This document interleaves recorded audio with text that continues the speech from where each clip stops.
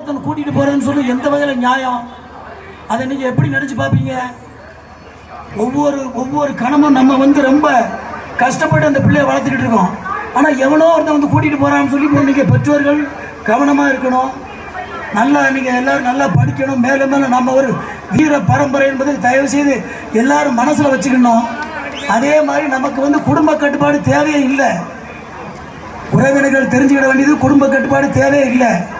கேட்டால் யாரை கேட்டாலும் ஒரு பிள்ளைங்காங்க இல்லை 2 பிள்ளைங்காங்க. அது முடியல. அது ஏன்னு கேட்டால் வசதி இல்லை போதும் அப்படிங்காங்க. எங்கள் காலத்தில் எல்லாத்துக்குமே 8 பிள்ளை 10 பிள்ளை. ஆனால் நீங்கள் இப்போ வசதியாக இருக்கீங்களா? 10% கூட எங்களுக்கு கிடையாது. அப்போது வயலில் வேலை செஞ்சுட்டு வீட்டுக்கு வந்தால் வீட்டில் சோறு இருக்காது. எங்கேயா போய் பயணி குடிச்சிட்டு படுத்து கிடப்போம். இதுதான் அன்னைக்கு இருந்த நிலைமை. மாற்று சட்டம் இருக்காது.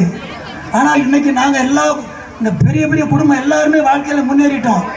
தயவு செய்து அதனால் நீங்கள் இந்த குடும்ப கட்டுப்பாடு நம்ம பற்றி வளர்த்து வச்சுருப்போம். எவனோ ஒருத்தனா அவனை விரும்புதான் போகிறோம்னு சொன்னால் விட்டுடலாம். நீங்கள் அந்த பிள்ளையை காட்சி நம்ம அது மட்டும் இல்லை, ஒவ்வொரு கம்யூனிட்டிலையும் தாலிங்கிறது ஒரு தாலி வேறு மாதிரி இருக்கும். ஒவ்வொரு ஃபங்க்ஷன் பிறந்ததுலேருந்து இறப்பு வரைக்கும் ஃபங்க்ஷன் இருக்குது. அது ஒவ்வொரு சமுதாயத்துக்கும் ஒவ்வொரு மாதிரி இருக்கும். அவங்க சமுதாயத்தில் பண்ணிக்கணும். அதை விட்டுட்டு நான் காதல் அதுக்கு போலீஸும் சப்போர்ட்டுங்கிறது எப்படி ஏற்றுக்கிட முடியும்? இப்படி தான் ஒரு டைரக்டர் படம் எடுத்தார். அதை என்ன படம் உங்களுக்குலாம் தெரியும். படம் எடுத்துட்டு கடைசியில் அவர் பொண்ணு ஒருத்தர் ஓடிட்டா. கோர்ட்டில் ஓன்னு அழுதான். அப்போ சில பேர் போய் கேட்காங்க, இல்லை என் பொண்ணை ஏமாத்திட்டான் அப்படின்னு சொல்கிறார். இது எந்த வேலை நியாயம்? அவர் பொண்ணுக்கு ஒரு நியாயம், இன்னொருத்தருக்கு ஒரு நியாயமா? நானும் 2 திரைப்படம் எடுத்திருக்கேன், இன்னும் எடுப்பேன். ஆனால் ஒரு நாள் அடுத்தவன் பொண்ணை இழுத்துக்கு ஓடுற மாதிரி படம் எடுக்கவே மாட்டோம். அதை நீங்கள் நல்லா தெரிஞ்சுக்கிடுங்க.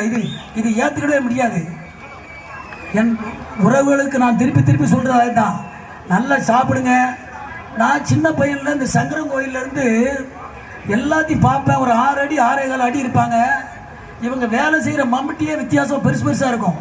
இந்த மாவட்டத்தில் எந்த ஊர்லேயும் அவ்வளோ பெரிய மம்முட்டி இருக்காது, அவ்வளோ பெரிய சட்டி இருக்காது. அப்படிலாம் இருந்தாங்க. இப்போ என்ன அந்த மாதிரி நான் பார்க்கல. காரணம் நல்ல சாப்பாடு கொடுங்க, நல்லா சம்பாதிங்க. ஆனால் சம்பாத்தியம் நேர் வழியில் தான் இருக்கணும். சொந்தங்களே, நான் என் உரையத்தோடு முடிக்கிறேன்.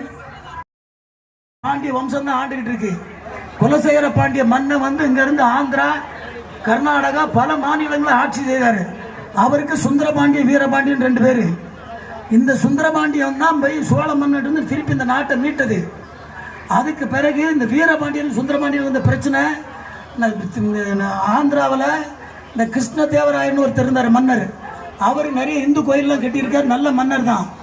அவர்கிட்ட போய் இவர் அண்ணனை கொல்றதுக்கு கூப்பிட்றாரு. போய் அவன் வந்தவன் தான் இந்த நாட்டை பிடிச்சிக்கிட்டான். அதுக்கு பிறகுதான் இந்த சாதி பிரச்சனை, இந்த மண்ணாங்கட்டி பிரச்சனைலாம் அதுக்கு பிறகுதான் வந்தது. அதுக்கு முன்னெல்லாம் நல்ல ஒற்றுமையாக தான் இருந்தாங்க.